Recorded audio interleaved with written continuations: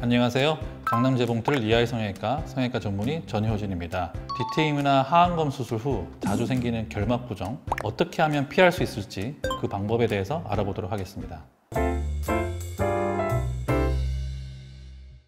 그럼 그 결막 부종이 왜 생기는 거예요? 우선 결막 부종이란 말 그대로 결막의 부종, 붓기가 생기는 걸 말합니다. 사실 모든 눈 수술의 경우에 결막 부종은 생길 수가 있습니다. 하지만 유독 뒤트임 수술을 하는 경우에 이 결막 부종이 생기는 경우가 많습니다. 그 이유는 뒤트임 수술을 하면서 눈의 외측에 림프액이라고 하는 우리 몸의 책 일부가 배출되는 관이 있는데 그 관이 닫히게 되면 이 림프액이 배출이 잘 안 되게 되고 그러면 림프액이 쌓이게 되면서 결막 부종의 형태로 나타나게 되는 것입니다. 이 결막 부종이 생기게 되면 환자분들은 눈이 침침해지고 마치 물안경 낀 것처럼 뿌옇게 보이게 돼서 흔히 눈 수술 후에 시력이 안 좋아진 것 같아요 하고 오해를 하시는 경우가 많습니다. 일단 시간이 지나면서 점점 좋아집니다. 하지만 이렇게만 얘기하면 조금 무책임하겠죠. 그래서 저 같은 경우에는 애초에 결막 부종이 최대한 안 생기게 수술 중에 정말 많은 방법들을 동원합니다. 자세한 방법은 공개해 드릴 수 없습니다만 저한테 디미트임 또는 눈밑 수술을 받으신 분이라면 비법 중 한 가지는 기억을 하실 겁니다. 그리고 경과를 보면서 결막 부종이 심하지 않은 경우에는 인공 눈물만 자주 넣고 안구 건조증만 조심해주면 금방 좋아집니다. 결막 부종이 심한 경우에는 작은 바늘로 구멍을 결막에 내고 그 구멍을 통해서 작은 면봉으로 붓기를 좀 짜주게 됩니다. 그러면 눈 뜨고 감을 때 불편감이라든지 이물감은 그 자리에서 바로 좋아지고 그 후에 눈을 테이핑으로 반나절 동안만이라도 눈을 좀 가려 놓으면 다음날 아침이 되면 결막 부종 같은 경우는 많이 호전이 됩니다. 하지만 이 방법은 결막 부종이 심한 경우에만 하는데요.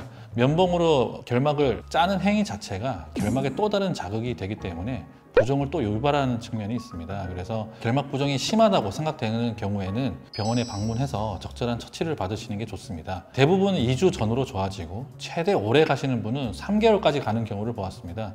하지만 수술 중에 최대한 덜 생기게끔 노력을 한 후에는 2주 이상 가는 경우는 잘 없는 것 같습니다. 그러면 다음 사례를 보면서 결막 부종에 대해서 좀 더 얘기를 나누도록 하겠습니다. 이분은 절개, 비절개 쌍꺼풀 수술 총 5번의 수술을 받고 쌍꺼풀의 비대칭, 흉터 개선을 위해 쌍꺼풀 재수술과 디미트임을 시행하신 분입니다. 수술하고 2일째 사진입니다.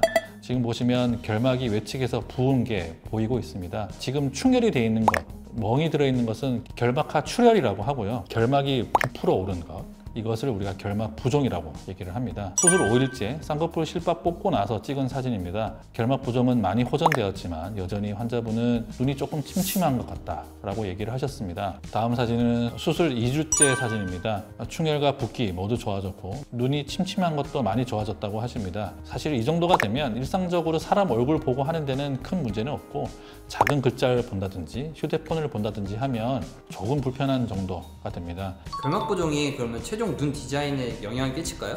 한 번씩 알레르기성 결막염 때문에 눈곱 또는 결막 부종이 생긴 채로 수술 받으러 오시는 경우가 있는데요. 저는 이런 경우라면 웬만하면 수술을 미루자고 말씀을 드립니다. 부종, 붓기라는 것은 결국에는 물컵에 잉크 한 방울 떨어뜨리면 쫙 퍼지듯이 수술 부위 주변으로 퍼지게 됩니다. 그러면 아무리 작은 수술을 할지라도 눈 주변 수술은 결막 부종을 더욱 가중시킬 수 있기 때문입니다. 그래서 안과적으로 어떤 염증이 없는 상태에서 수술을 진행하는 것이 좋습니다. 그리고 아까 환자분처럼 쌍꺼풀 재수술도 하고 디미트임도 한다고 하면 수술 순서는 쌍꺼풀 수술을 먼저 하고 그 다음 결막 부종이 생길 수 있는 디미트임을 제일 마지막에 수술을 하게 됩니다. 그러면 결막 부종이 잘 생기는 눈이 있을까요? 없을까요?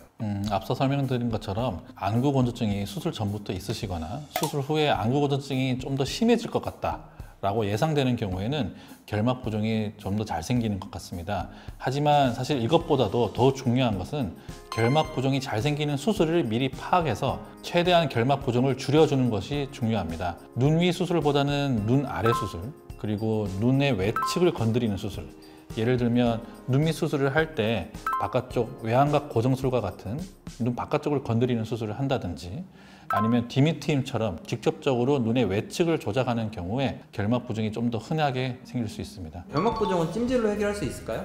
찜질도 당연히 도움이 됩니다. 냉찜질을 수술하고 일주일째까지 열심히 해드리고요. 일주일 후에 실밥을 뽑고 나서부터는 온찜질로 천천히 오버랩 되면서 결막 부종을 줄이는 데 도움이 됩니다. 그러면 결막 부종이 생기면은 D트임이 잘 붙는다던데 진짜일까요? D팀 부위에 봉합을 꼼꼼하게 잘해주게 되면 이제 결막 부종으로 부은 이 결막이 여기 붙더라도 사실 뭐 유착이 생긴다든지 다시 붙는 경우는 잘 없습니다. 그런데 D팀 부분에 봉합을 제대로 안 하게 되면 부어버린 결막이 여기 갖다 붙게 되겠죠. 그러면은 눈알을 좌우로 확 돌릴 때 생긴 밴드라든지 유착이 눈에 보이게 됩니다. 그런 경우에는 그 유착을 끊어주는 시술이 필요하게 됩니다. 결막 부종은 어쨌든 수술하는 단계에서 최대한 안 생기게 덜 생기게 예방하는 것이 가장 중요하다고 생각을 합니다. 단순히 시간이 지나지면 좋아집니다 라고 얘기를 하는 것은 사실 좀 무책임하다고 생각을 합니다. 그래서 리아이 성형외과에서는 적극적으로 사후 관리를 해서 조금이라도 빨리 회복되게 도와드리도록 하겠습니다. 이상 강남재봉틀 리아이 성형외과 전효진이었습니다. 감사합니다.